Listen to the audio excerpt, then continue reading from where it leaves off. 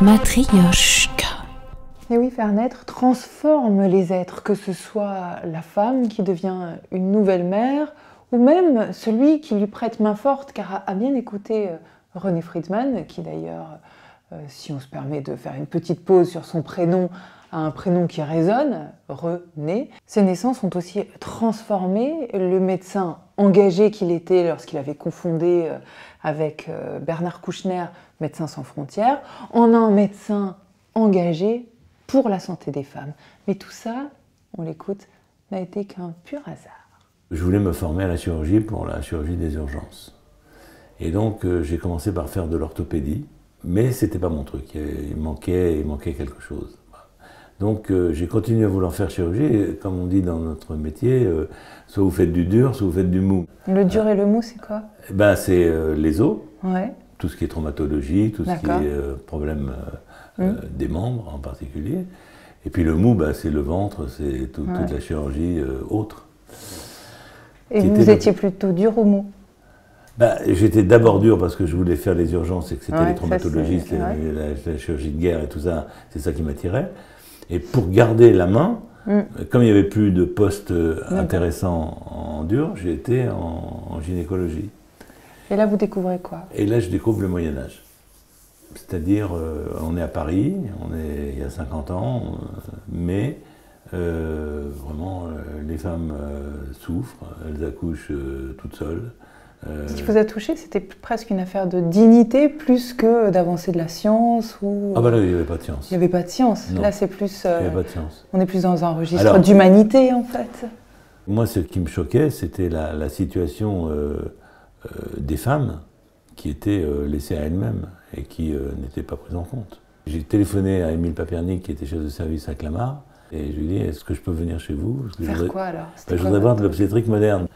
Et je sais par réputation que vous vous intéressez, et moi je fais surtout de la chirurgie. Il va dire, ah, si tu fais de la chirurgie, au contraire, parce que moi c'est pas mon truc, et viens, et tout ça. Voilà, ça s'est fait comme ça. Je m'occupais surtout des problèmes d'infertilité, parce qu'il y avait une grosse demande. On est dans les années 72, 74. Je recite toujours, on est 4 ans après 68. Oui, c'est ça. Donc on a vécu la libération des mœurs, l'absence de protection, donc des grossesses non voulues, et des complications, des infections, des salpingites. Vous savez qu'à l'époque, quand on était de garde, il n'y avait pas une garde où il n'y avait pas une urgence avec une salpingite, c'est-à-dire une inflammation des trompes, qu'on opérait. Et aujourd'hui, c'est devenu rarissime. Et pourquoi il y en avait Parce tant? qu'il n'y avait pas de préservatif. Donc c'était plus de maladies sexuellement transmissibles. Voilà. Après, il y a eu l'apparition des maladies sexuellement transmissibles. Donc, j'ai essayé, parce que j'ai fait venir un microscope opératoire très fin pour essayer de réparer les trompes. Puis je me suis rendu compte que vraiment on passait beaucoup de temps, c'était des opérations de 5-6 heures, et que finalement on ne changeait pas la trompe, et que la trompe, si elle était bouchée, elle allait se reboucher, quoi. Donc on était sur une situation assez basique. Ouais, c'était des réflexions cliniques. C'était simplement, les femmes avaient des trompes qui étaient bouchées, elles ne pouvaient pas avoir un enfant. Donc, deux solutions, ou bien on répare les trompes, ou bien on les bypass.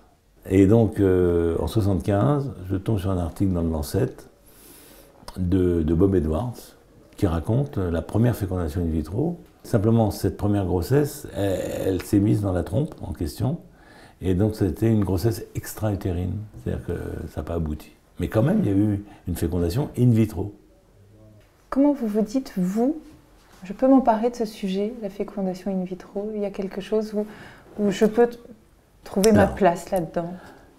En rencontrant donc dans cette maternité une toute autre considération que ce que j'avais vu, ben, les choses s'enchaînent. Si on voulait traiter l'infertilité, au lieu d'opérer pendant 5-6 heures pour pas grand-chose, développer quelque chose de nouveau. Ça m'a semblé, en tous les cas, évident qu'il fallait y aller. Et après, les choses se font voilà, jusqu'à ce qu'on a un embryon qui ne tient pas, puis après un embryon qui tient, puis après la première naissance, et puis après toutes les autres choses qui arrivent.